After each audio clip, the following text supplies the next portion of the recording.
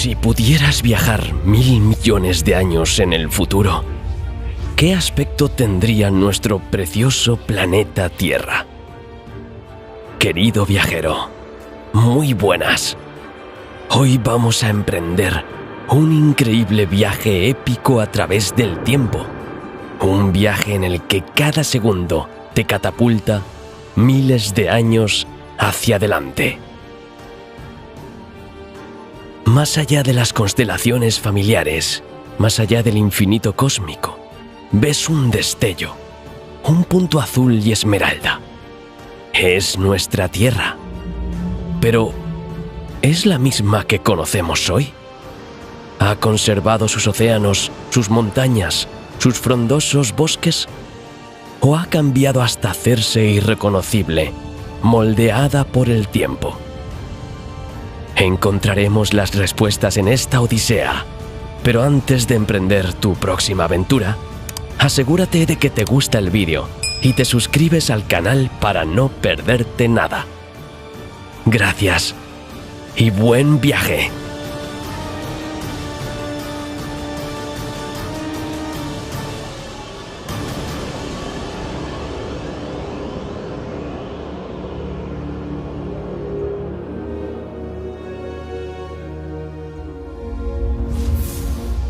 Los astrofísicos fueron los primeros en abordar la cuestión de la viabilidad a largo plazo de la biosfera.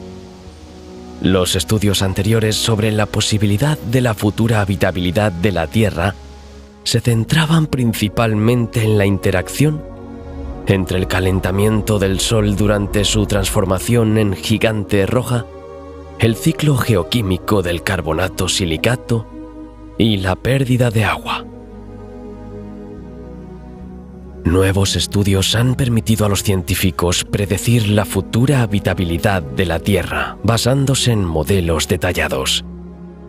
Estos modelos tienen en cuenta la influencia del Sol en ciclos geoquímicos como los del carbono, el oxígeno, el fósforo y el azufre. Además, los investigadores han incluido el ciclo del metano, que abarca el metabolismo de los organismos vivos, así como el intercambio redox entre la corteza y el manto. Estos elementos permiten seguir los procesos que controlan los niveles de oxígeno en la atmósfera a escala geológica. Esto permite predecir la evolución del planeta miles de millones de años en el futuro.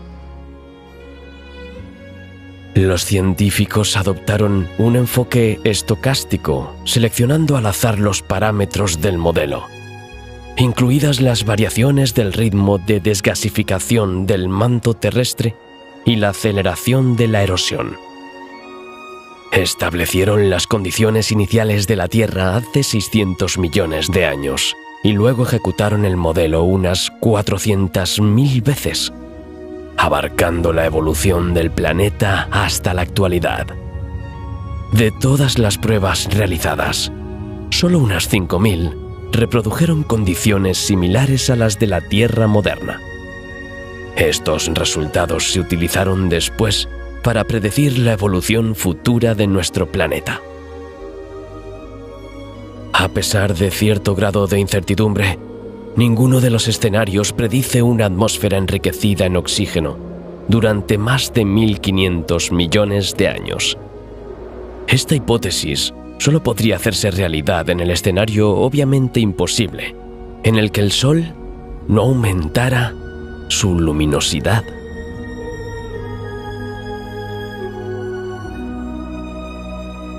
Como en el pasado, la Tierra sigue siendo un sistema en constante evolución.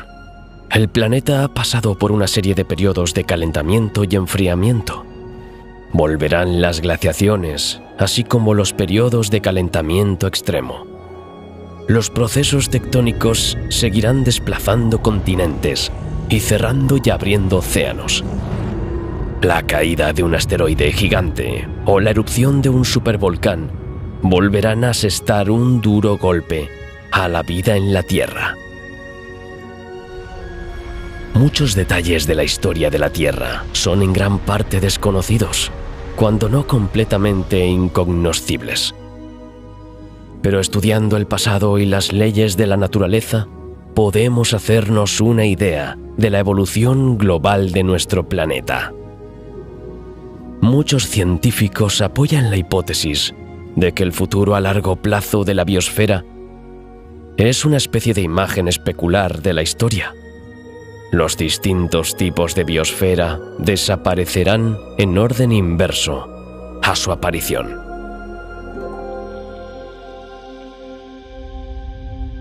El cambio climático se está produciendo en todo el mundo.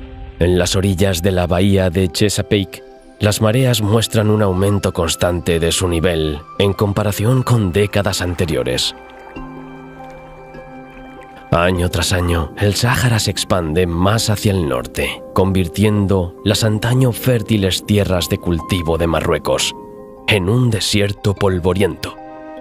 El hielo de la Antártida se derrite rápidamente y se rompe.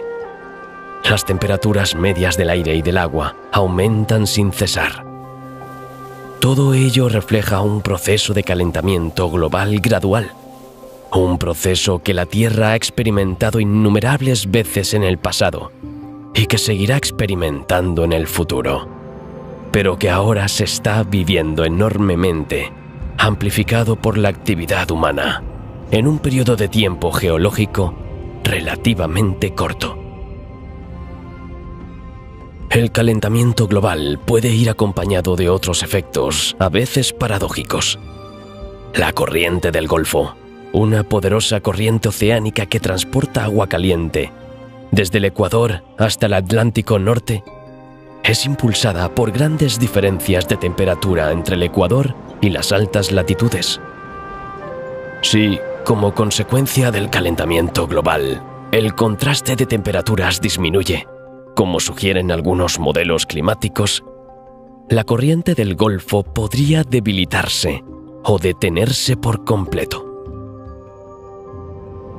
Irónicamente, el resultado inmediato de este cambio será transformar el clima templado de las Islas Británicas y el norte de Europa, ahora calentado por la corriente del Golfo, en un clima mucho más frío.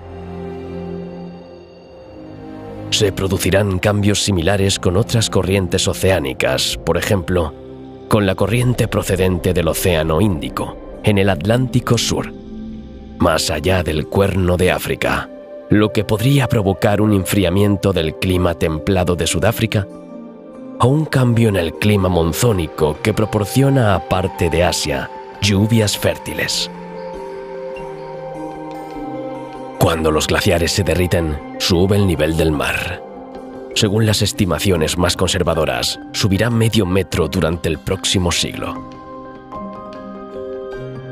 El derretimiento del hielo polar en el norte reducirá el área de distribución de los animales que viven en estas regiones, como los osos polares, lo que es muy desfavorable para la conservación de la población, cuyo número ya está disminuyendo. El rápido desplazamiento de las zonas climáticas hacia los polos afectará negativamente a otras especies, sobre todo a las aves, que son especialmente sensibles a los cambios en las zonas estacionales de migración y alimentación. Sean cuales sean los demás efectos del calentamiento global que puedan revelarse a lo largo del próximo siglo, parece que estamos entrando en un periodo de extinción acelerada. Dada la historia de la Tierra, tales acontecimientos son habituales y, por tanto, inevitables a escala global. Entre los cambios muy lentos y los rápidos, hay procesos geológicos que suelen durar siglos o incluso milenios, como los cambios en el clima, en el nivel del mar y los ecosistemas, que pueden pasar desapercibidos durante generaciones. La principal amenaza no son los cambios en sí, sino su grado. Esto se debe a que el estado del clima, el nivel del mar o la propia existencia de los ecosistemas pueden alcanzar un nivel crítico. La aceleración de los procesos de retroalimentación positiva puede golpear nuestro mundo de formas inesperadas. Lo que suele tardar varios milenios puede ocurrir en el espacio de unas pocas décadas. Para comprender mejor las consecuencias de un aumento rápido y brusco del clima, retrocedamos en el tiempo hasta hace 56 millones de años, para descubrir el mayor calentamiento global conocido en la Tierra hasta la fecha. Este periodo afectó considerablemente a la evolución y distribución de los mamíferos, provocando extinciones, cambios en la flora y enormes migraciones de fauna. Para que te hagas una idea, el globo terráqueo era ligeramente diferente durante el Eoceno. El Istmo de Panamá aún no conectaba América del Sur con América del Norte, lo que permitía la circulación oceánica entre el Pacífico y el Atlántico. Esta circulación significaba que la Antártida no estaba tan aislada térmicamente como hoy. El pasaje de Drake no estaba abierto en aquella época. Por tanto, la Antártida estaba unida a Sudamérica en aquella época. Esta disposición de las masas continentales, combinada con los altos niveles de CO2, explica por qué no había capas de hielo en la Tierra. Durante este periodo, las palmeras crecían en la Antártida, donde la temperatura oscilaba entre 10 y 25 grados centígrados. También se han encontrado fósiles de caimanes del género extinto Alognatusuchus en el Ártico. En los océanos, las aguas superficiales alcanzaron casi 36 grados centígrados en algunos lugares. Los estudios palinológicos demuestran la existencia, hace 55 o 50 millones de años, de un manglar alrededor del océano Ártico, en las islas de Nueva Siberia y en el delta de Mackenzie, en Canadá.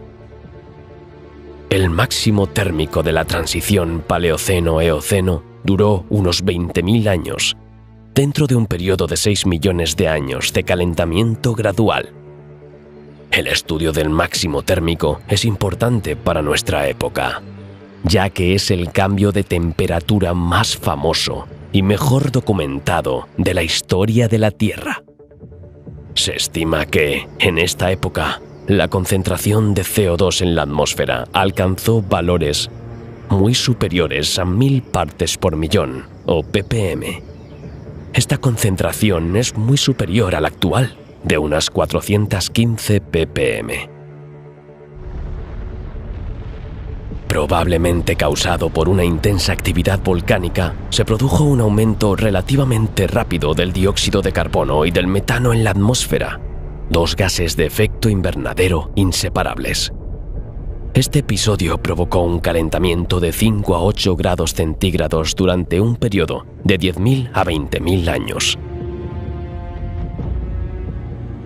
Durante estos acontecimientos, se liberaron al sistema océano-atmósfera entre 1.500 y 5.000 gigatoneladas de carbono en 1000 años. Esto equivale a entre 1.000 y 5.000 millones de toneladas de CO2 liberadas en la atmósfera cada año durante 1000 años. Para darte un orden de magnitud, en 2022 la actividad humana liberó 40.000 millones de toneladas de CO2. Es importante señalar que los ecosistemas terrestres y los océanos absorben aproximadamente la mitad del CO2 emitido por el ser humano cada año. Este proceso se conoce como sumidero de carbono. Esto significa que alrededor del 50% del CO2 emitido por la actividad humana permanece en la atmósfera, mientras que la otra mitad es absorbida por los océanos y la biomasa terrestre. Un estudio de 2016 basado en análisis isotópicos del carbono atrapado en carbonatos sedimentarios de este periodo sugiere que se tardó unos 4.000 años en purgar este exceso de carbono. Pero al ritmo actual de emisiones, ¿cuánto tardará la Tierra en reducir nuestro excedente de carbono? Sin duda, será un problema para el futuro de la humanidad, pero tendrá un impacto muy pequeño en la evolución futura de la Tierra. En el peor de los casos, no será el fin del mundo, será el fin de nuestro mundo. El enfriamiento climático que comenzó en el Cenozoico, causado por la absorción de nitrógeno atmosférico por las bacterias del suelo, continuará. En consecuencia, es difícil esperar un calentamiento global significativo en los próximos 100 a 200 millones de años. El calentamiento del clima, que comenzó tras la era glacial hace 10.000 años, es muy probablemente temporal y está asociado a las fluctuaciones de la actividad magnética del Sol y a un ligero cambio orbital que acercó la Tierra al Sol durante el verano boreal. Las mediciones de paleotemperatura realizadas a partir de restos de foraminíferos planctónicos en el mar de los Sargazos durante los últimos 3.000 años confirman que el actual aumento local de las temperaturas medias se produce en el contexto de un enfriamiento general del clima. Es interesante observar que hace unos 100 millones de años la Tierra no tenía capa de hielo y las temperaturas medias rondaban los 17 grados centígrados, mientras que actualmente han bajado a 15 grados centígrados. Este ligero descenso de la temperatura provocó el inicio de una nueva edad de hielo a mediados del Cenozoico, con la formación de hielo en la Antártida, seguida de glaciaciones periódicas en los continentes de América del Norte, Europa y Asia durante el Cuaternario. Según las hipótesis de los expertos sobre la eliminación gradual del nitrógeno de la atmósfera terrestre y su enterramiento en la corteza terrestre, así como sobre el contenido de nitrógeno orgánico de las precipitaciones, en el futuro debería continuar un lento enfriamiento del clima a pesar del aumento de la actividad solar. Este enfriamiento gradual conducirá finalmente a un nuevo estado de equilibrio con un clima más frío. Sin embargo, este nuevo nivel climático, influido por el metabolismo de los microorganismos que descomponen el nitrógeno, puede no ser muy propicio para la prosperidad de las formas de vida complejas en la Tierra. Por eso, cuando la nueva edad de hielo se produzca en el hemisferio norte, podría ser especialmente grave. En un futuro previsible, el factor más importante que determina el aspecto de los continentes de la Tierra es el hielo. Durante cientos de miles de años, la profundidad de los océanos dependió en gran medida del volumen total de agua congelada en la Tierra, incluidos los casquetes polares de las montañas, los glaciares y las capas de hielo continentales. La ecuación es sencilla. Cuanto mayor sea el volumen de agua congelada en la Tierra, menor será el nivel de agua en el océano.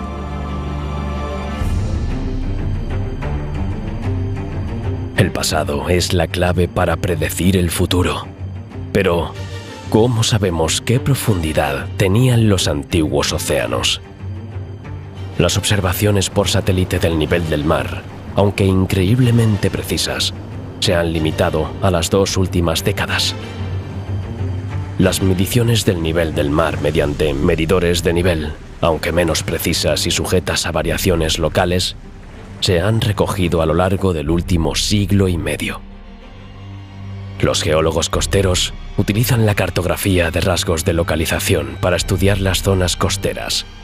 Por ejemplo, examinan antiguas líneas de costa como terrazas costeras elevadas, que pueden identificarse a partir de depósitos sedimentarios marinos costeros que datan de decenas de miles de años.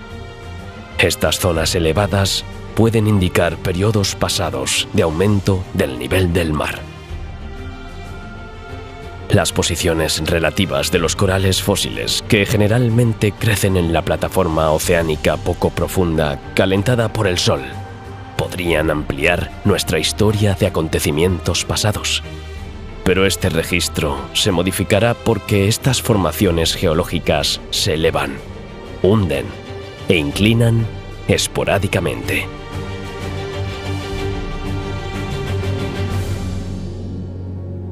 Un indicador menos obvio del nivel del mar que ha atraído la atención de muchos expertos son los cambios en las proporciones de isótopos de oxígeno en las pequeñas conchas de los moluscos marinos.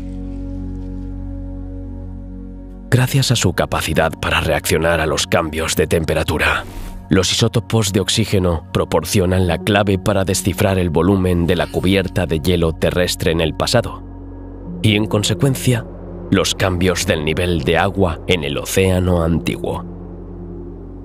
Pero la relación entre la cantidad de hielo y los isótopos de oxígeno es delicada. Se cree que el isótopo más abundante del oxígeno, que representa el 99,8% del oxígeno del aire que respiramos, es el oxígeno ligero 16, con 8 protones y 8 neutrones. Un átomo de oxígeno de cada 500 es oxígeno pesado 18, 8 protones y 10 neutrones. Esto significa que una molécula de agua de cada 500 en el océano es más pesada de lo normal.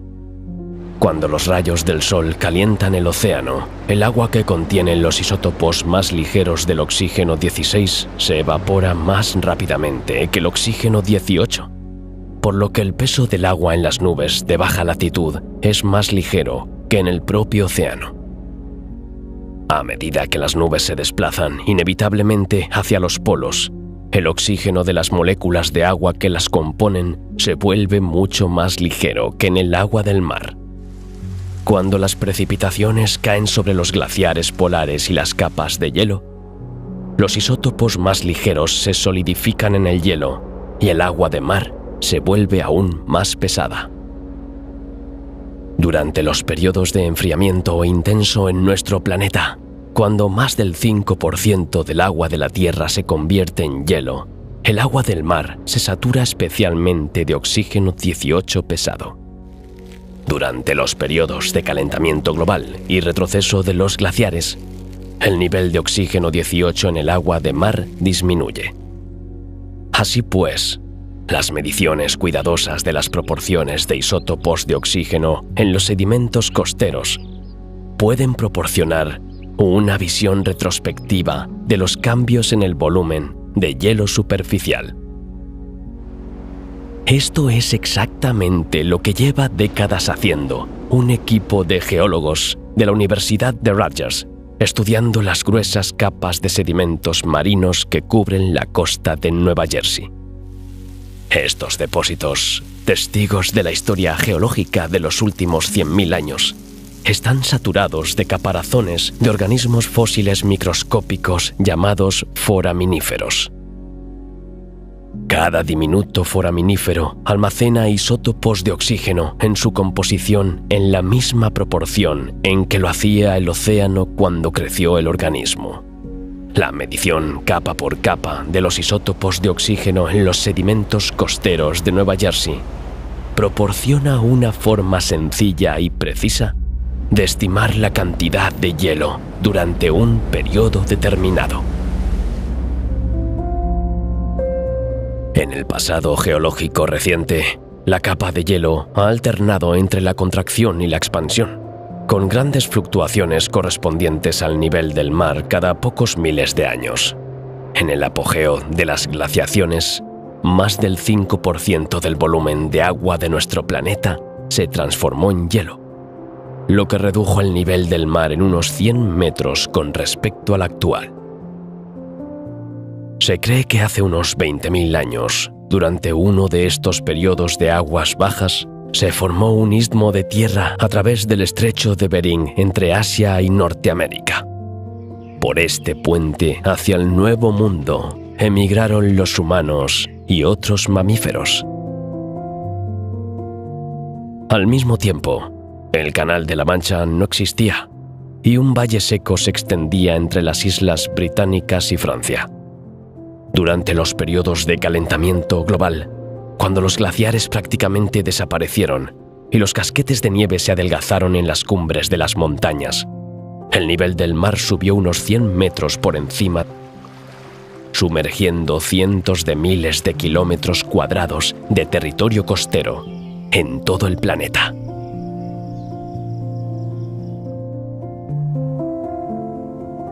Los investigadores han calculado más de 100 ciclos de avance y retroceso de los glaciares en los últimos 9 millones de años, y al menos una docena de ellos se han producido en el último millón de años, con un alcance de estas frenéticas fluctuaciones del nivel del mar que alcanza los 180 metros.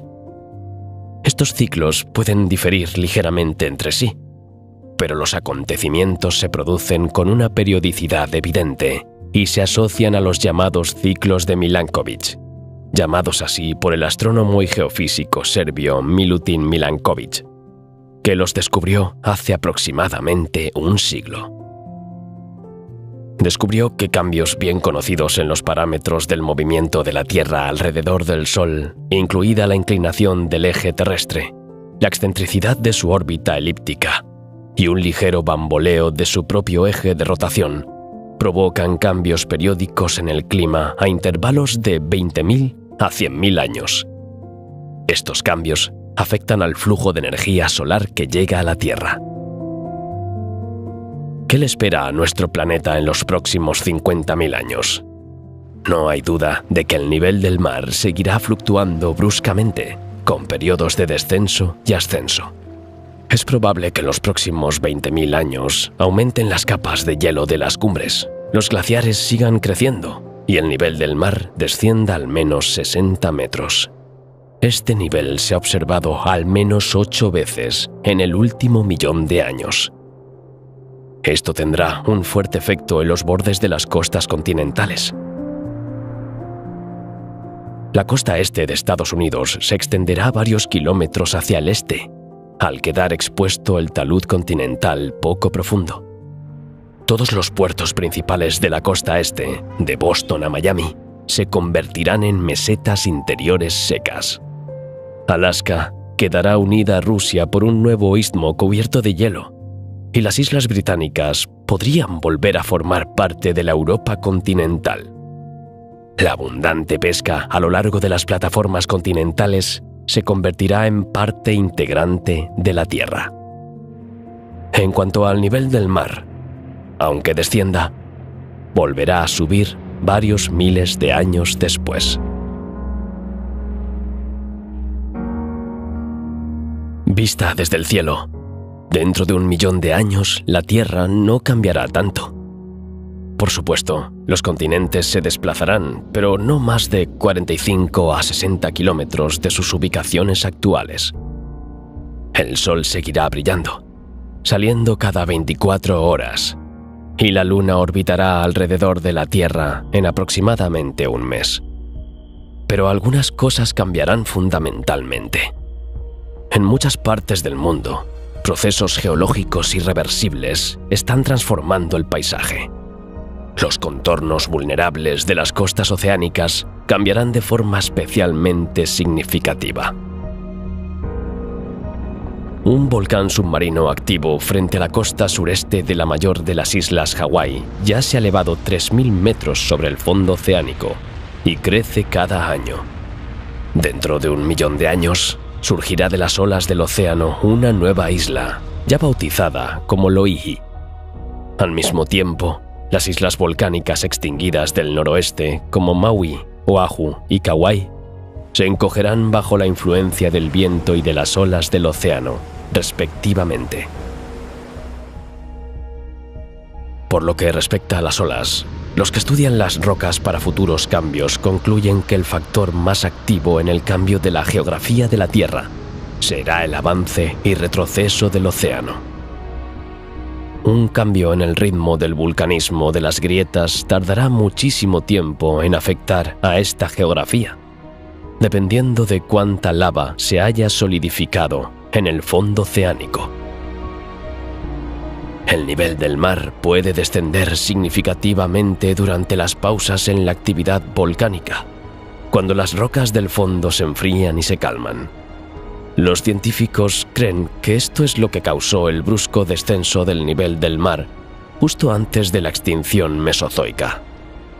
La presencia o ausencia de grandes mares interiores como el Mediterráneo, así como la reunión y desintegración de los continentes, provocaron grandes cambios en el tamaño de las zonas costeras de la plataforma.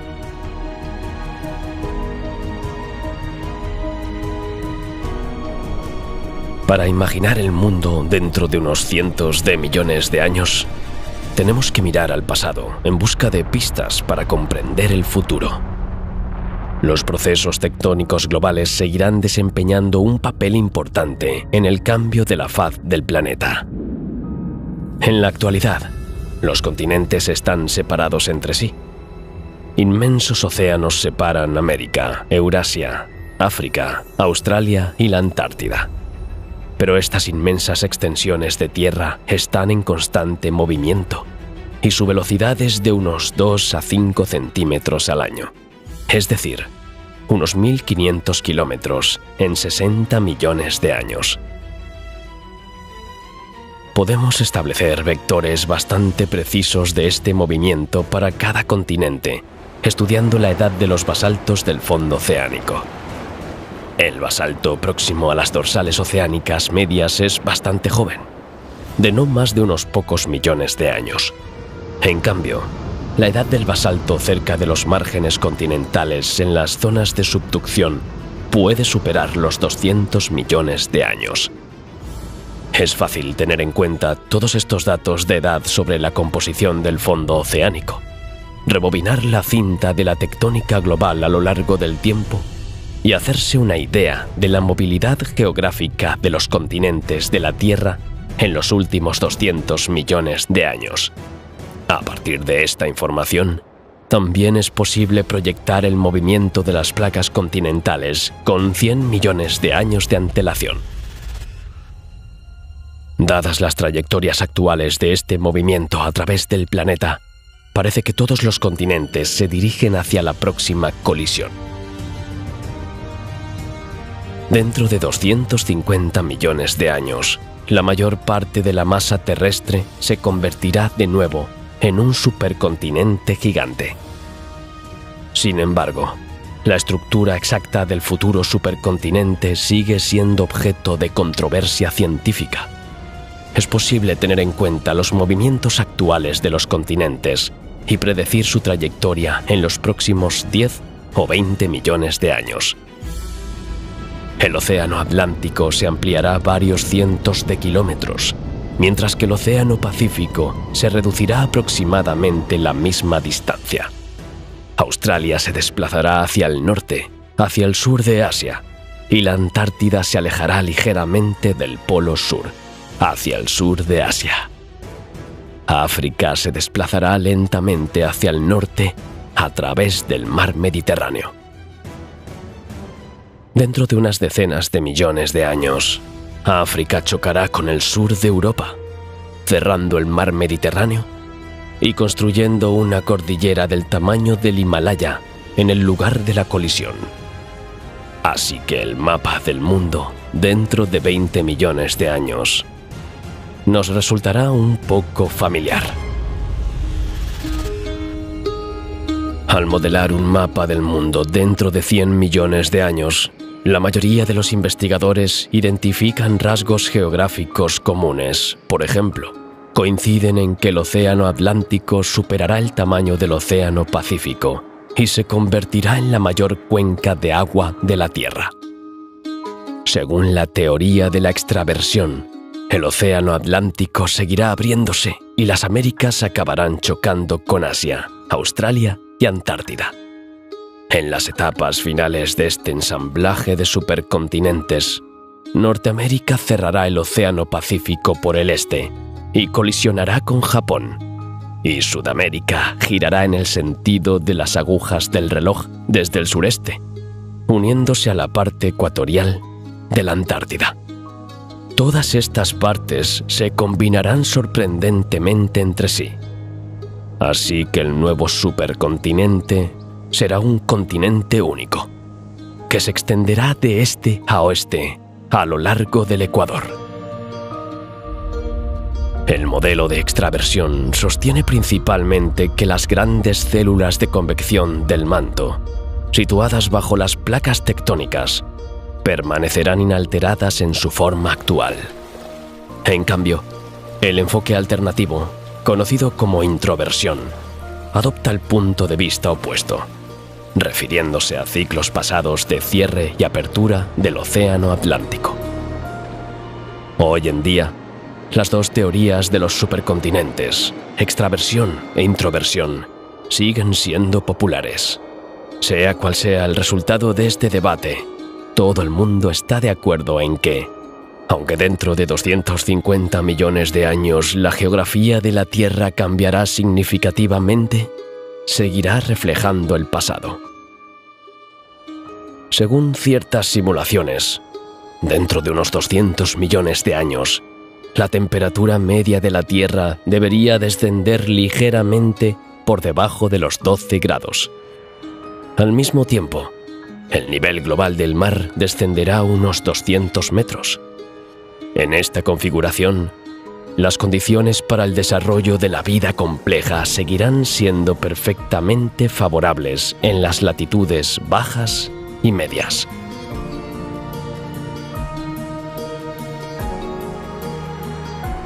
Solo al cabo de unos 400 millones de años, la temperatura media en la superficie de la Tierra descenderá a unos 10 grados centígrados y el nivel de los océanos bajará más de 500 metros desde su posición actual. En esta situación, todos los continentes, de norte a sur, incluso en latitudes moderadas, estarán cubiertos de glaciares, y las regiones montañosas de latitudes ecuatoriales también se congelarán. Sin embargo, esta ola de frío no será permanente. Al cabo de otros 200 a 300 millones de años, debería establecerse un equilibrio entre la disminución de la temperatura debida a la eliminación bacteriana del nitrógeno de la atmósfera y el aumento de la luminosidad del Sol. La reunión temporal de los continentes alrededor del ecuador mitigará el impacto de las glaciaciones y moderará los cambios en el nivel del mar. Donde choquen los continentes, se elevarán las cordilleras, cambiarán el clima y la vegetación y fluctuarán los niveles de oxígeno y dióxido de carbono en la atmósfera. Estos cambios se repetirán a lo largo de la historia de la Tierra.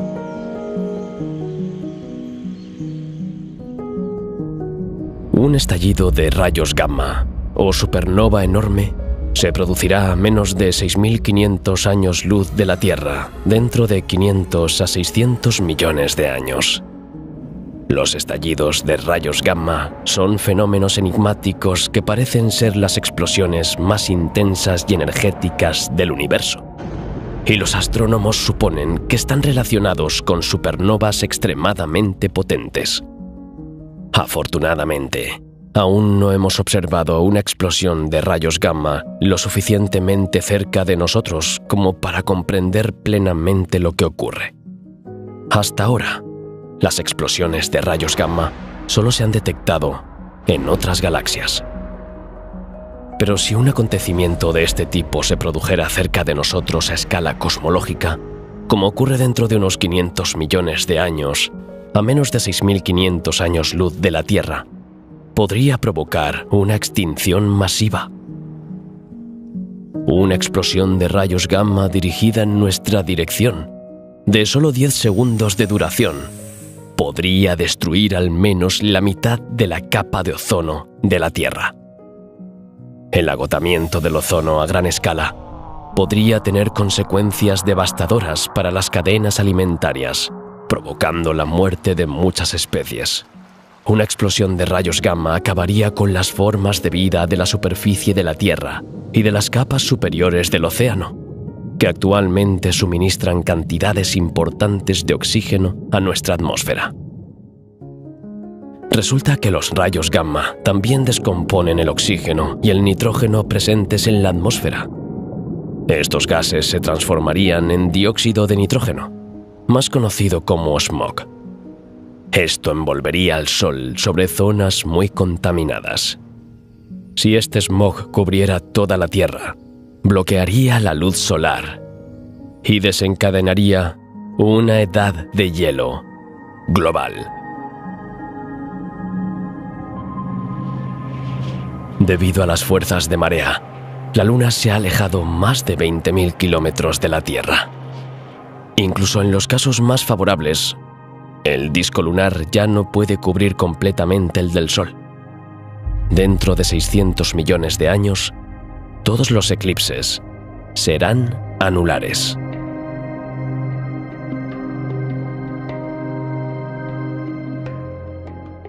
El destino de la Tierra está íntimamente ligado al del Sol, que, como otras estrellas, no puede brillar eternamente.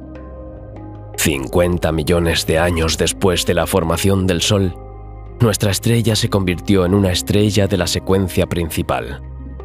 Desde entonces, su luminosidad ha aumentado de forma casi lineal, incrementándose en torno a un 1% cada 110 millones de años.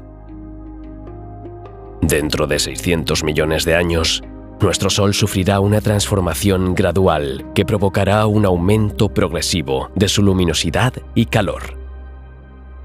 Este aumento de la luminosidad del Sol tendrá un impacto significativo en nuestro planeta, dando lugar a un aumento de la radiación solar que llega a la Tierra. Este aumento repercutirá en los minerales de silicato presentes en el planeta, provocando una mayor alteración de estos minerales.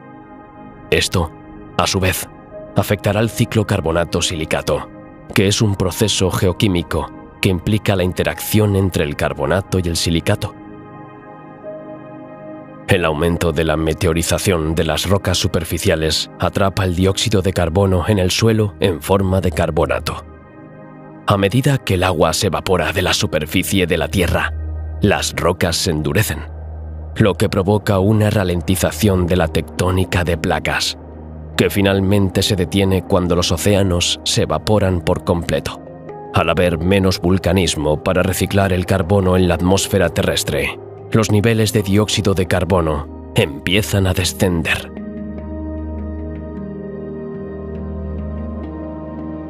Durante cientos de millones de años, la Tierra ha experimentado un periodo de frío intenso, con una temperatura media de la superficie de unos 10 grados centígrados. Pero ahora, el creciente brillo del Sol está provocando un aumento de la temperatura de la Tierra, generando una serie de problemas. Los primeros signos perjudiciales aparecerán dentro de 600 millones de años, pero solo cuando la temperatura media alcance los 47 grados centígrados.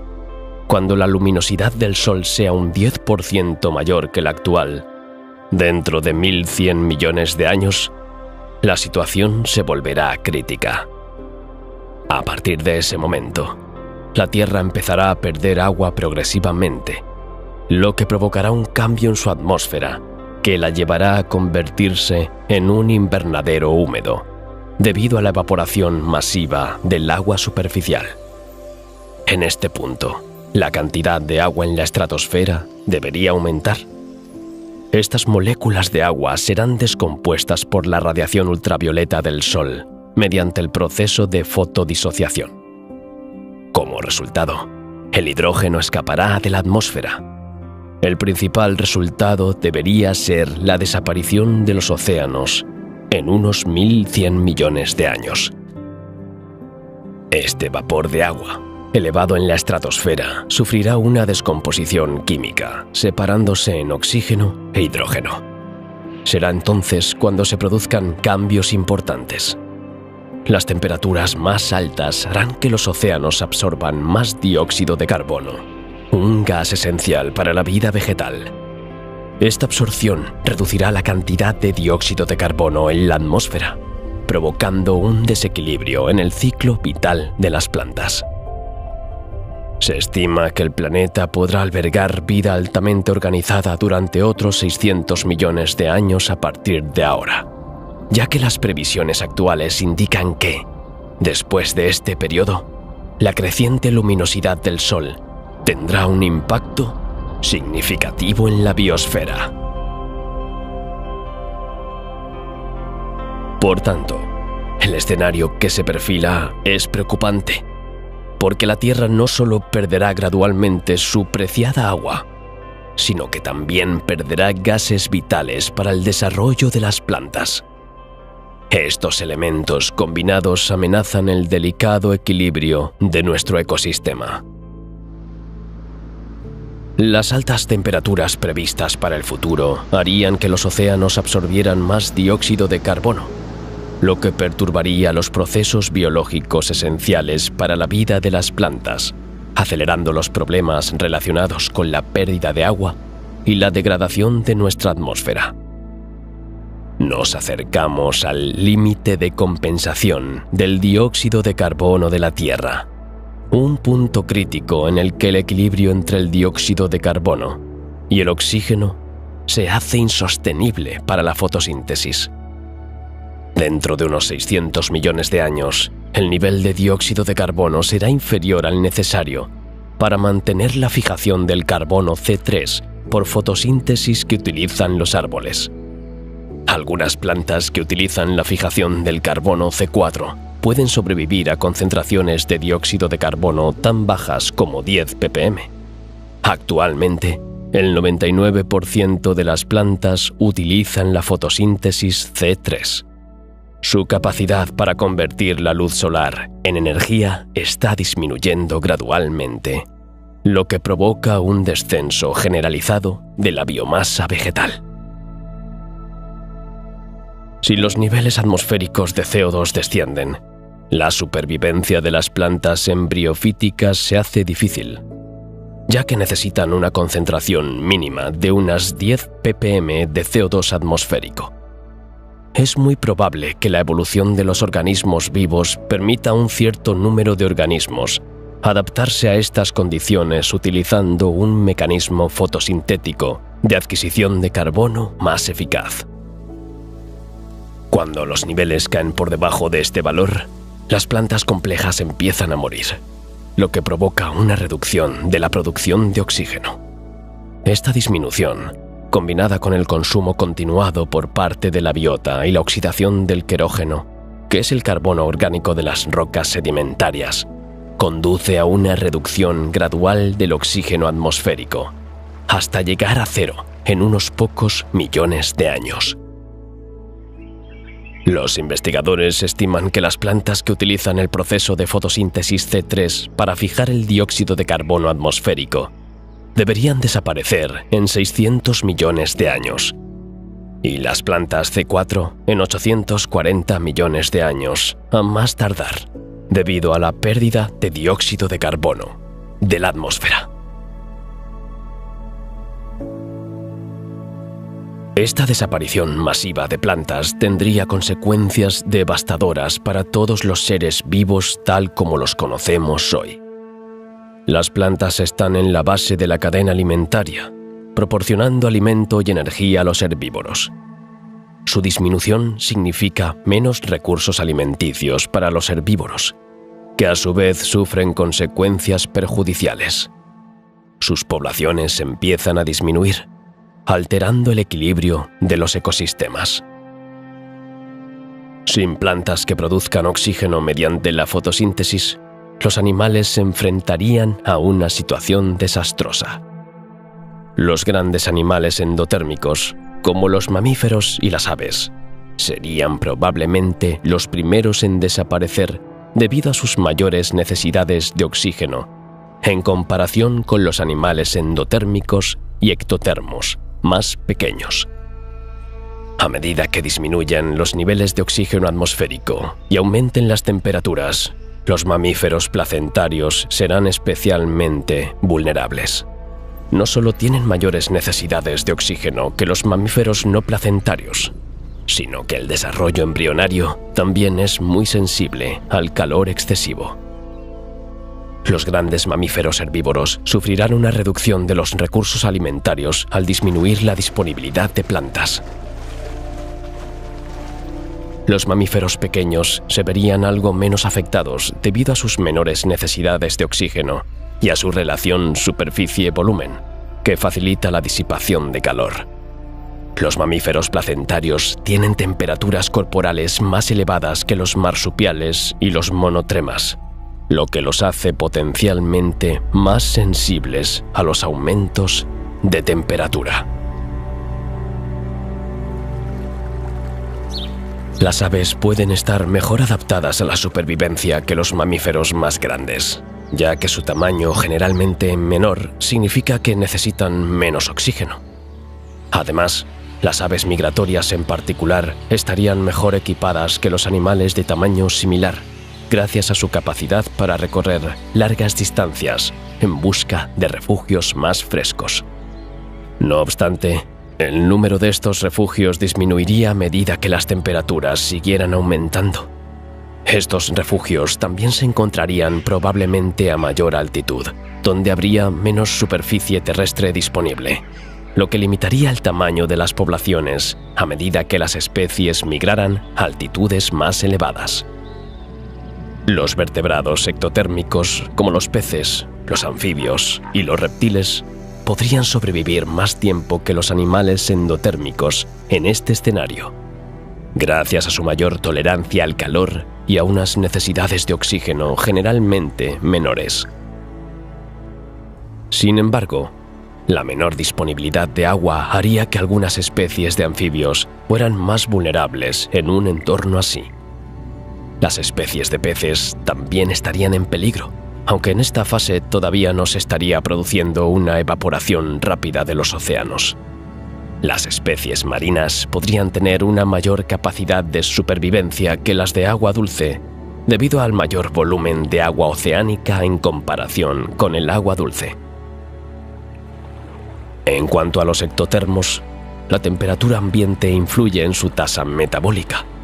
Un aumento de la temperatura ambiente provocaría un aumento de la tasa metabólica y, por tanto, una mayor necesidad de alimento. Como resultado, las especies supervivientes podrían verse expuestas a la hambruna. Las especies de reptiles cuya determinación del sexo depende de la temperatura serían más sensibles al aumento de las temperaturas. Los invertebrados podrían ser los últimos animales de la Tierra antes de que desaparezcan todas las especies animales. Algunos insectos, como los escarabajos, pueden sobrevivir a temperaturas de hasta 56 grados. En general, la vida terrestre sería inicialmente más vulnerable que la marina debido a los efectos reguladores de la temperatura del agua. Sin embargo, la pérdida de vegetación terrestre provocaría una reducción de los nutrientes que llegan a los océanos. Las comunidades aisladas en los ecosistemas marinos, como las poblaciones animales que viven cerca de los respiraderos volcánicos, probablemente sobrevivirían más tiempo. Dependiendo de la vida media del oxígeno en la atmósfera, la vida animal podría persistir hasta 100 millones de años después de la desaparición de las plantas. Algunas cianobacterias y fitoplancton podrían sobrevivir sin plantas, ya que son capaces de tolerar niveles de dióxido de carbono tan bajos como 1 parte por millón. Podrían persistir hasta que la atmósfera se quedara demasiado vacía de dióxido de carbono para permitir cualquier forma de fotosíntesis.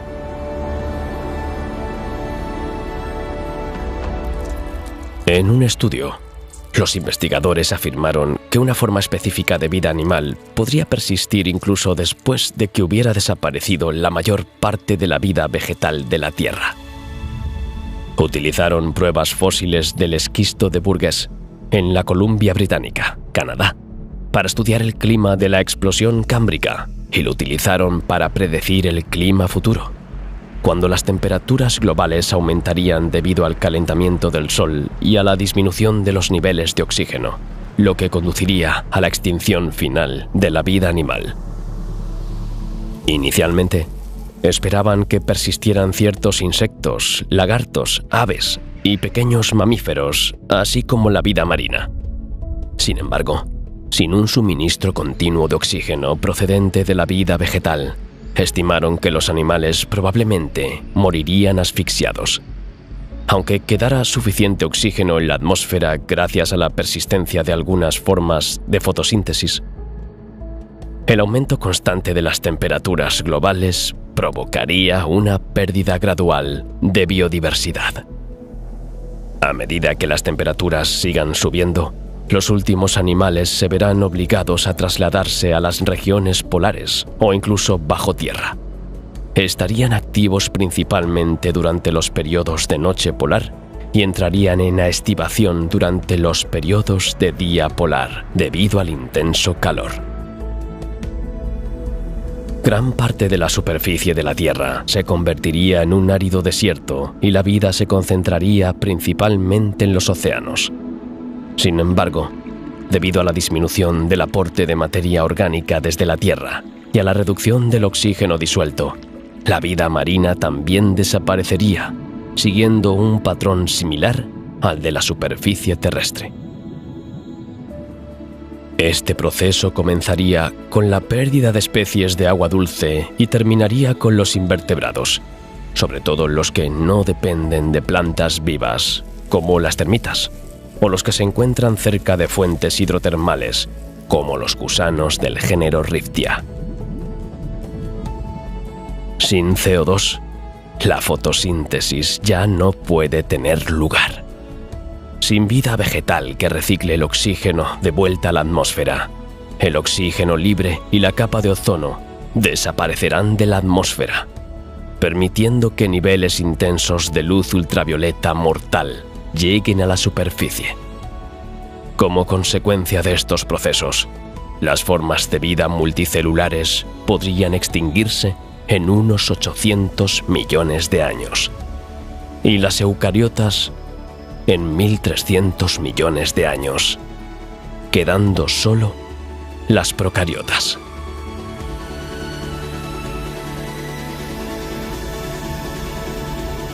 Para satisfacer las necesidades energéticas del Sol, las reacciones de fusión nuclear que tienen lugar en su núcleo necesitan convertir unas 500 toneladas de hidrógeno en helio cada segundo. El principal efecto de esta alquimia es la reducción progresiva de partículas, ya que se necesitan 4 núcleos de hidrógeno para obtener un núcleo de helio. Cuanto menor es la densidad de partículas, más comprime la gravedad del núcleo. Mayor es la temperatura, mayor es la eficacia de los ciclos de fusión y más energía libera el Sol. Por eso la luminosidad del Sol aumenta con el paso del tiempo.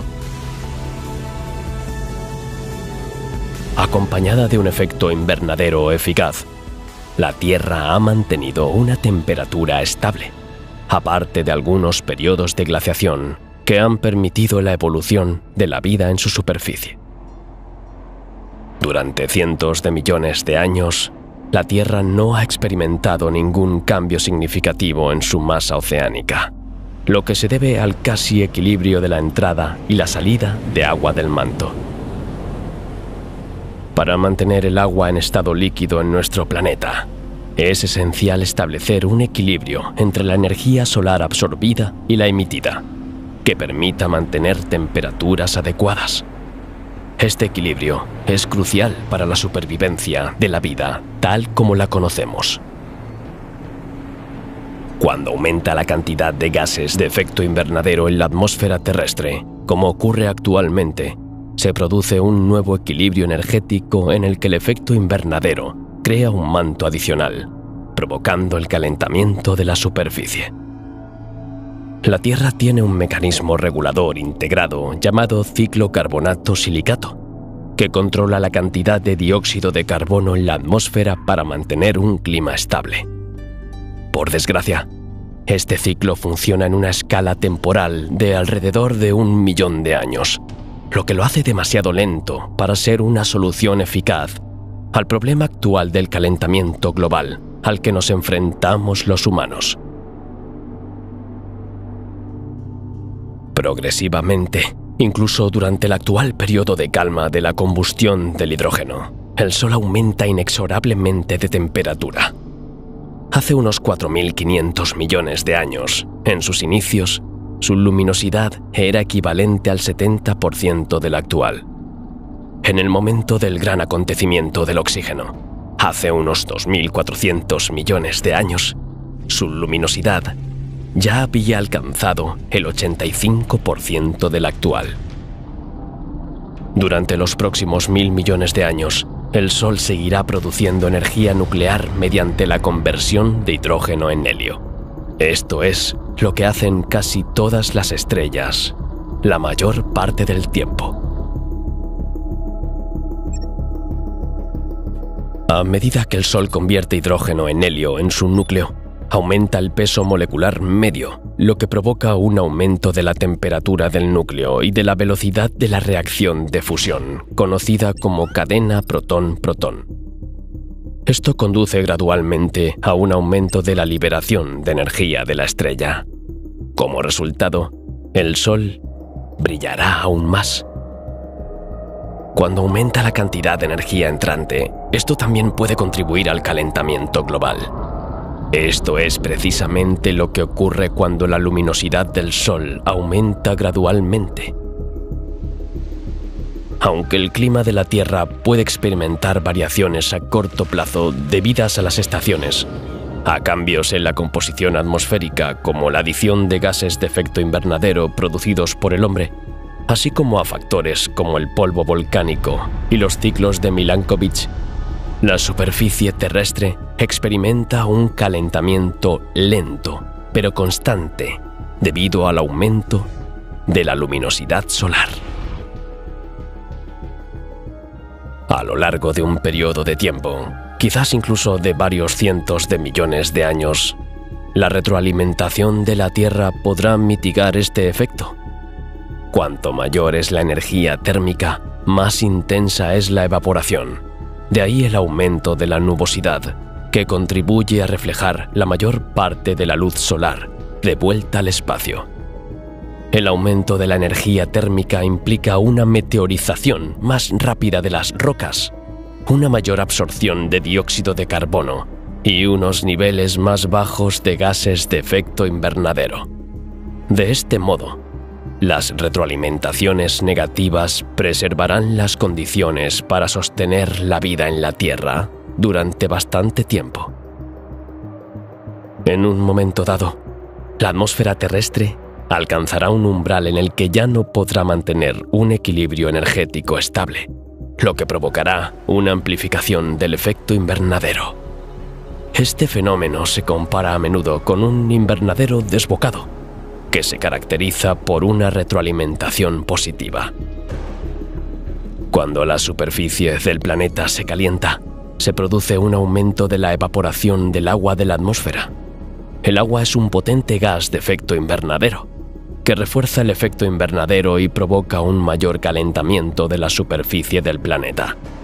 La vida celular puede persistir en estas condiciones durante varios millones de años.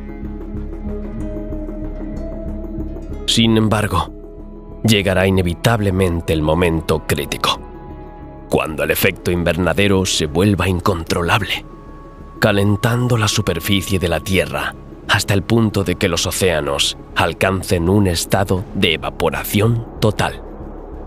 A pesar del aumento de la cantidad de vapor de agua cerca de la superficie de la Tierra, ya no habrá océano líquido. Después, bastarán unos cientos de millones de años para que los océanos se evaporen, transformando la atmósfera en un charco interminable de vapor. Cuando la radiación ultravioleta interactúa con el gas atmosférico, puede provocar un calentamiento adicional del gas, lo que significa que se transfiere más calor al agua atmosférica durante la interacción con el ultravioleta extremo. Como resultado, el agua absorbe más energía y se calienta más rápidamente. Esto provoca un aumento de la evaporación del agua y, en consecuencia, una pérdida más rápida de agua de la superficie de la Tierra. Otra forma de explicar esto es utilizar el concepto de zona habitable, que se refiere a la región orbital alrededor de una estrella en la que un planeta puede mantener agua líquida, siempre que tenga una atmósfera adecuada. En la actualidad, el borde interior de la zona habitable del Sol es aproximadamente el 95% de la distancia entre la Tierra y el Sol. Nuestro planeta quedará entonces completamente desprovisto de vida, pero el verdadero apocalipsis vendrá después. A medida que aumente la luminosidad del Sol, el borde interior de la zona habitable se alejará gradualmente. Es difícil determinar con precisión cuándo el borde interior de la zona habitable alcanzará la órbita de la Tierra, pero se calcula que será dentro de unos 1000 millones de años. Es posible que algunos extremófilos sigan viviendo en refugios situados en latitudes más altas o en las profundidades del subsuelo, pero solo serán restos efímeros de una biosfera antaño exuberante, una situación que podría recordar la atractiva simetría de los inicios de la vida en la Tierra. Es muy probable que la Tierra siga el destino de Venus, convirtiéndose en un mundo caliente y estéril. Como la zona habitable de nuestro Sol se ha desplazado hacia el exterior del sistema solar, Marte se encuentra ahora en esta zona. Es posible que la temperatura de la superficie de Marte aumente gradualmente. El dióxido de carbono y el agua actualmente congelados bajo el suelo marciano se liberarán a la atmósfera, creando un efecto invernadero. Esto calentará el planeta hasta que alcance condiciones comparables a las de la Tierra actual, ofreciendo potencialmente una nueva isla para la vida.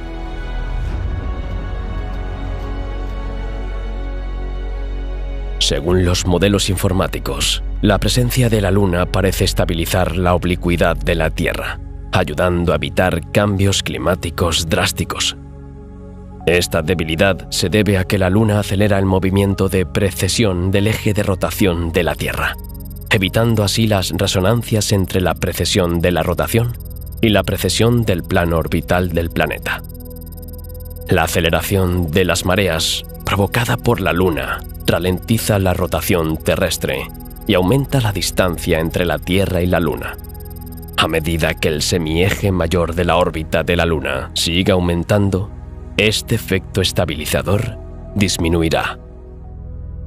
En algún momento, es probable que las perturbaciones provoquen variaciones caóticas en la oblicuidad de la Tierra, y el eje de inclinación podría inclinarse hasta ángulos de 90 grados en relación con el plano de la órbita. Se estima que esto ocurrirá entre 1.500 y 4.500 millones de años. Una oblicuidad elevada probablemente provocaría cambios climáticos drásticos y podría comprometer la habitabilidad del planeta. Cuando la inclinación axial de la Tierra supera los 54 grados, la insolación anual en el ecuador es menor que en los polos. Es posible que el planeta mantenga una oblicuidad de 60 a 90 grados durante periodos de hasta 10 millones de años. Las consecuencias probables son que la evaporación de los océanos, la tectónica de placas y todo el ciclo del carbono llegarán a su fin. Esto podría ocurrir dentro de unos 2.000 o 3.000 millones de años, cuando la dinamo magnética del planeta podría dejar de funcionar, provocando la descomposición de la magnetosfera. Esto provocaría una pérdida acelerada de elementos volátiles de la atmósfera exterior. Dentro de 2.800 millones de años, la temperatura de la superficie de la Tierra, incluso en los polos, alcanzará una media de 147 grados centígrados. La vida se reducirá a colonias unicelulares en microambientes aislados y dispersos, como cuevas subterráneas, y se extinguirá en todos los demás lugares.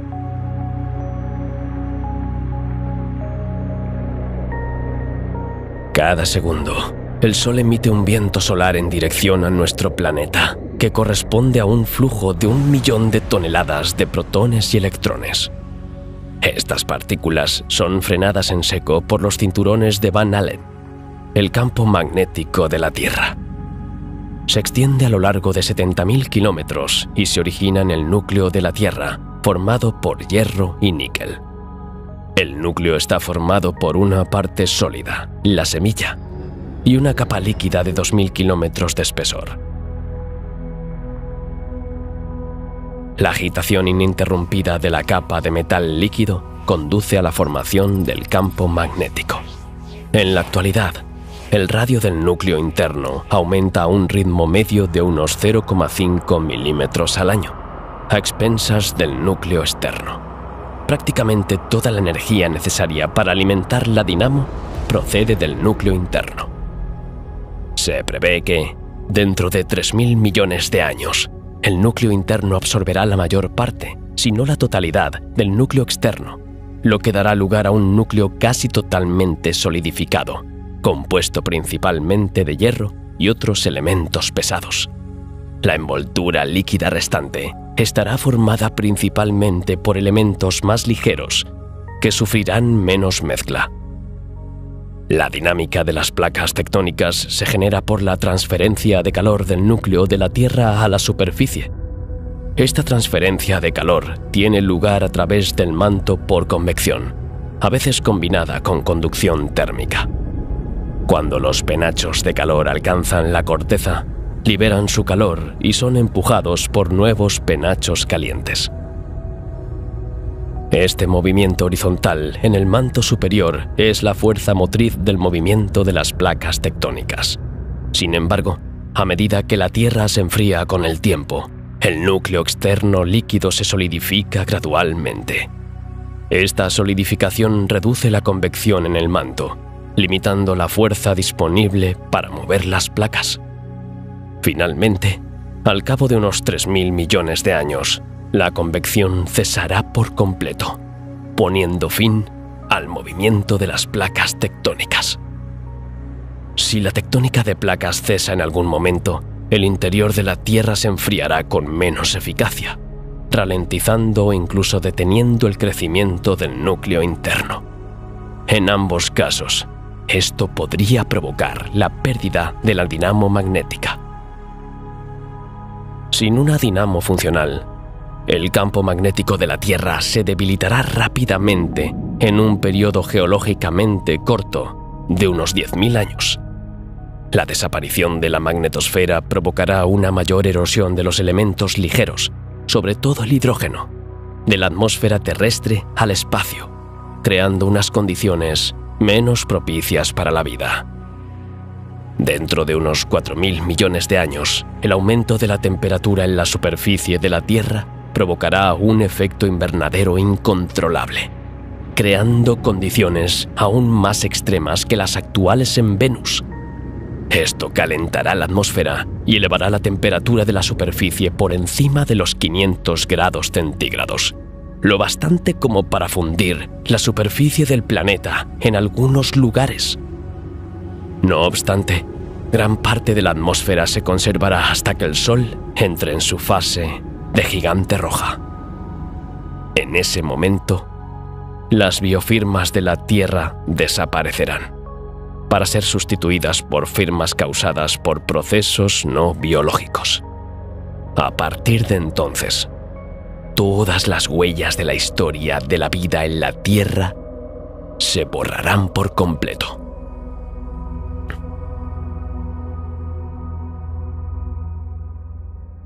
Dentro de 4.500 millones de años, las interacciones entre la galaxia de Andrómeda M31 y la Vía Láctea formarán una nueva galaxia llamada Milcómeda. La galaxia Andrómeda, también conocida como M31, es una galaxia espiral que contiene hasta 1 millón de millones de estrellas, frente a los 300.000 o 400.000 millones de la Vía Láctea. Formada por gas y polvo, tiene forma de disco aplanado y contiene una protuberancia en su centro. Situada originalmente a 2,55 millones de años luz, la galaxia de Andrómeda siempre ha sido la más cercana a la Vía Láctea. Se ha ido acercando gradualmente a la Vía Láctea a una velocidad de 120 kilómetros por segundo. Al principio, las dos galaxias no parecían colisionar. Al estar tan alejadas, las estrellas se cruzan inicialmente sin chocar frontalmente antes de separarse. Algún tiempo después, esta aparente coreografía dará lugar a un nuevo acercamiento, esta vez seguido de una fuerte interacción entre las dos galaxias. Sus órbitas se vieron fuertemente afectadas por la anarquía de fuerzas gravitatorias existentes durante la interpenetración de las galaxias. Al cabo de 2000 millones de años, este encuentro dio lugar al nacimiento de un sistema gigantesco con poco gas interestelar, una nueva galaxia, Milcómeda. A diferencia de sus dos progenitoras, esta nueva galaxia tiene forma elíptica y las estrellas que contiene están dispersas en una esfera. La Vía Láctea y M31 ya no existen. Esta colisión no perturbará las órbitas de los planetas del Sistema Solar. Aunque la gravedad de las estrellas que pasan puede desprender planetas en el espacio interestelar, las distancias entre las estrellas son tan grandes que la probabilidad de que la colisión de la Vía Láctea y Andrómeda provoque perturbaciones en un sistema estelar determinado es insignificante. Aunque el sistema solar en su conjunto podría verse afectado por estos acontecimientos, el Sol y los planetas no deberían sufrir perturbaciones. La nueva galaxia ve un nuevo brote de estrellas, pero como el poco gas que queda se consume rápidamente, la formación estelar se detiene y la nueva galaxia se irá apagando lentamente a medida que sus nuevas estrellas se extingan. Dentro de 5.000 millones de años, el Sol abandonará su secuencia principal e iniciará su transformación en gigante roja tras agotar las reservas de hidrógeno de su núcleo. La energía liberada durante la fusión de los núcleos de hidrógeno en el núcleo del Sol alimenta la agitación frenética de partículas afiladas que ejercen una poderosa presión hacia el exterior. Gracias a esta presión, el Sol se hincha y no se derrumba por su propio peso. Hasta ahora, este equilibrio se ha mantenido, pero ahora, 5.000 millones de años después, ya no es así. Aunque el Sol sigue lleno de núcleos de hidrógeno, prácticamente no queda ninguno en su núcleo. La fusión del hidrógeno produce helio, que tiene núcleos más pesados y densos que el hidrógeno. Es en el núcleo del Sol donde la temperatura es más alta, alrededor de 15 millones de grados centígrados. La fusión del hidrógeno en helio requiere 10 millones de grados. En cambio, la fusión del helio requiere una temperatura de unos 100 millones de grados. En ningún momento el Sol se acerca a este umbral, por lo que a medida que el helio sustituye al hidrógeno en el núcleo, la reserva de combustible para la fusión disminuirá. La presión de la producción de energía disminuirá y prevalecerá la gravedad, provocando la implosión del Sol. A medida que su gigantesca masa colapse sobre sí misma, la temperatura del Sol aumentará drásticamente. A pesar de esta presión y de la temperatura extrema, la fusión del helio aún no es posible, por lo que el hidrógeno inicia una segunda fase de fusión dentro de una fina capa, alrededor del núcleo de helio. Como la fusión del hidrógeno avanza a un ritmo desmesurado, el empuje es mucho más intenso que antes. El Sol se hinchará hasta proporciones colosales, alcanzando más de 100 millones de kilómetros de diámetro, casi 100 veces su diámetro actual. Transformándose en una gigante roja pulsante, se volverá miles de veces más brillante de lo que es hoy. Está abandonando su secuencia principal para convertirse en una enana roja. Evidentemente, los planetas del Sistema Solar se verán directamente afectados por este cambio. El Sol, con su masa disminuida, ejerce menos atracción gravitatoria, lo que permite a los planetas migrar a órbitas más lejanas. Pero, ¿se alejan los planetas lo suficiente como para ganar la carrera contra el diámetro creciente del Sol? Mercurio pierde la carrera, engullido por el Sol, y vaporizado brevemente. Marte, que orbita más lejos, escapa indemne. Venus tuvo suerte. El Sol dejó de hincharse justo antes de que alcanzara su nueva órbita, y al mismo tiempo, la Tierra también se salvó. Sin embargo, las condiciones en Marte son fundamentalmente distintas. La Tierra y Marte giran de forma sincronizada con el Sol. La temperatura media es ahora de varios miles de grados. ¿Qué aspecto tiene hoy un amanecer desde la Tierra? En lugar de un bonito, cálido y alegre disco amarillo, hay un gigantesco círculo rojo que se asienta lentamente sobre el horizonte. No pasará mucho tiempo antes de que Marte sufra el mismo destino que la Tierra. La atmósfera empieza a calentarse. Las posibles formas de vida en este planeta no sobrevivirán más de otros 1.000 millones de años. Dos nuevas órbitas ocupan ahora su lugar en la zona habitable de nuestro sistema solar, las órbitas de Júpiter y Saturno. Aunque ninguno de los dos planetas es propicio para la vida, Júpiter tiene agua en sus nubes, mientras que Saturno está formado totalmente por gas. Sus respectivas lunas podrían convertirse en lugares adecuados para la aparición de una forma primitiva de vida en cuanto aumenten sus temperaturas. De este modo, organismos sencillos podrían ver la vida en la superficie de Encélado o Titán, lunas de Saturno, o de Europa, luna de Júpiter.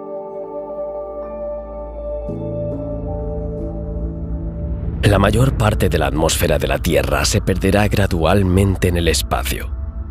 La superficie de la Tierra se transformará en un océano de lava, con continentes flotantes de metales y óxidos metálicos, así como icebergs de materiales refractarios. La temperatura de la superficie aumentará considerablemente, superando los 2.000 grados centígrados. Con más de 12.000 millones de años, la fase de expansión más rápida del Sol como gigante roja se producirá en sus etapas finales, dentro de 7.400 millones de años. En esta fase, es probable que se expanda lo suficiente como para alcanzar un radio máximo de unas 1,2 unidades astronómicas. El Sol habrá perdido más de un tercio de su masa actual, que se habrá dispersado en forma de un intenso viento solar.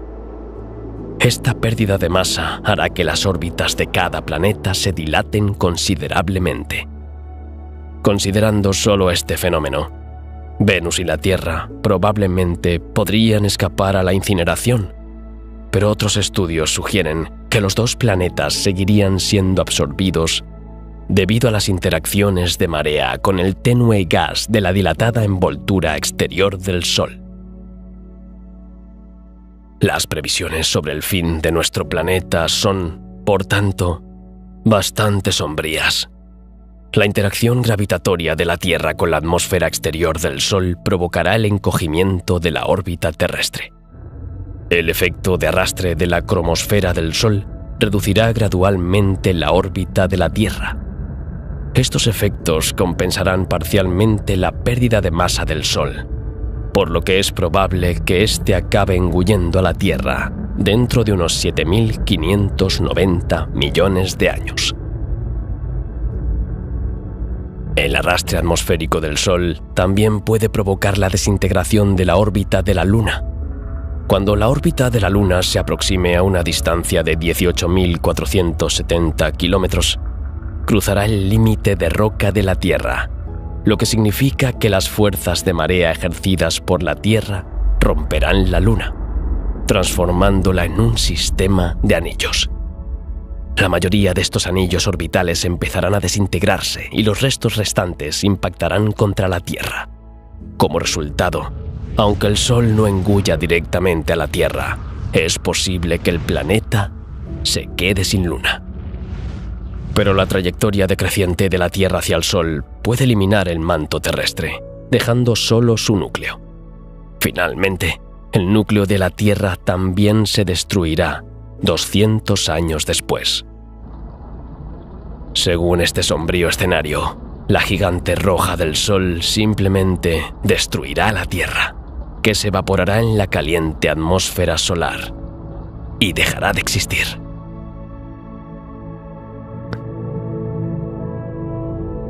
Sin embargo, la historia del Sol como gigante roja no acaba así. A medida que los núcleos de hidrógeno sigan fusionándose alrededor del núcleo, más helio fluirá hacia el centro y la temperatura aumentará aún más. El ciclo se alimentará. La fusión del hidrógeno en la envoltura alrededor del núcleo se acelera y el diluvio de helio hacia el centro se intensifica. Esta fase durará 500 millones de años antes de que el núcleo alcance finalmente la temperatura necesaria para la fusión del helio, un proceso que produce carbono y oxígeno. Esta transición de la fusión del hidrógeno al helio está marcada por una erupción espectacular, durante la cual el Sol se contrae hasta adoptar una estructura subgigante más constante. Este nuevo equilibrio duró poco. 100 millones de años más tarde, del mismo modo que el helio había desplazado al hidrógeno, los núcleos de carbono y oxígeno expulsaron al helio fuera del núcleo hacia las capas vecinas. La combustión del oxígeno y el carbono requiere ahora temperaturas más elevadas, de al menos 600 millones de grados centígrados. Esta vez, el núcleo nunca alcanzará la temperatura necesaria para reiniciar las reacciones nucleares. Su masa no es lo suficientemente elevada como para alcanzar las temperaturas necesarias para fusionar los núcleos de carbono e hidrógeno en elementos más pesados y complejos. Hidrógeno en elementos más pesados y complejos. La envoltura de helio sigue ardiendo y el núcleo sigue contrayéndose hasta que el principio de exclusión de Pauli detiene la implosión. Este mecanismo cuántico actúa como una repulsión. Es como si los electrones se negaran a comprimirse más, provocando que el Sol deje de contraerse. Las capas exteriores continúan expandiéndose y enfriándose antes de dispersarse por el cosmos. Todo lo que queda es una bola de carbono y oxígeno de una densidad asombrosa, conocida como enana blanca. Seguirá brillando durante unos miles de millones de años. Las reacciones de fusión cesarán porque la temperatura ya no es lo suficientemente alta. La energía térmica del Sol se disipará suavemente en el espacio, dejando un globo oscuro y frío.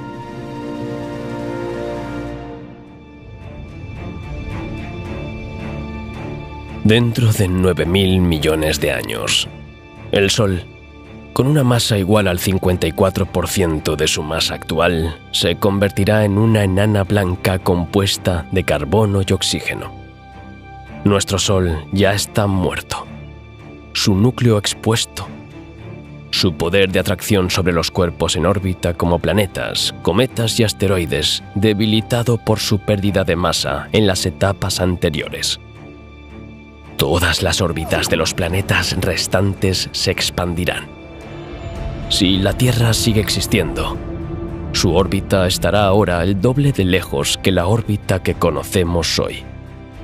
Todos los planetas se volverán oscuros, helados y completamente desprovistos de cualquier forma de vida.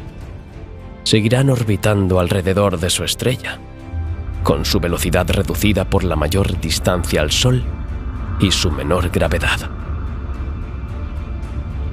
Más de 4.000 millones de años después, el Sol enano blanco se ha enfriado hasta alcanzar una temperatura de 2.000 grados centígrados. Su luminosidad ha descendido a menos de 3.000 millonésimas partes de su nivel actual. Su calor ya no se puede medir. Ahora es invisible para el ojo humano porque su radiación es muy débil y queda ahogada por la del fondo cósmico de microondas. El Sol está pasando gradualmente de ser una enana blanca a una enana negra.